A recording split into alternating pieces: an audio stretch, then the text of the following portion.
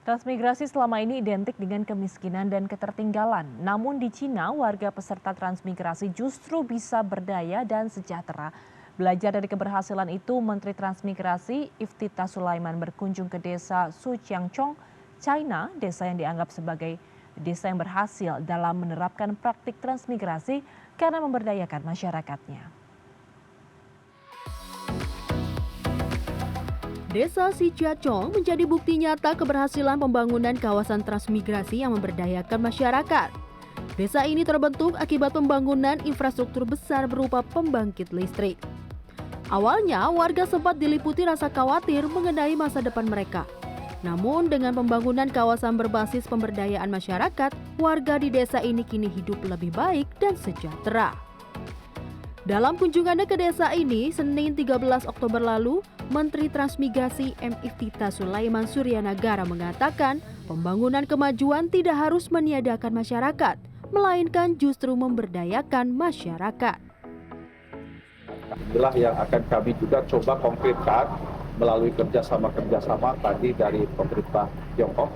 Itu sudah memberikan tawaran untuk misalkan kawasan pendampingan kawasan atau village sister begitu di beberapa lokasi, baik yang mungkin nanti kita akan fokuskan Papua khususnya dan beberapa kawasan Indonesia Timur dan beberapa daerah yang terkena dampak pembangunan.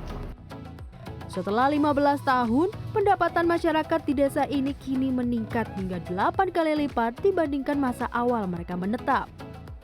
Kini desa Sijiacong menjadi kondisi tanpa kemiskinan dan tanpa pengangguran.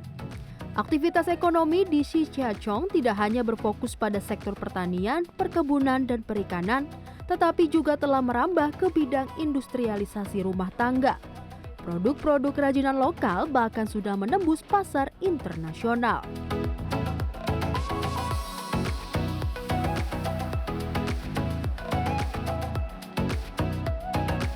Keberhasilan dalam mengembangkan desa transmigrasi tidak bisa dilepaskan dari fasilitas transportasi.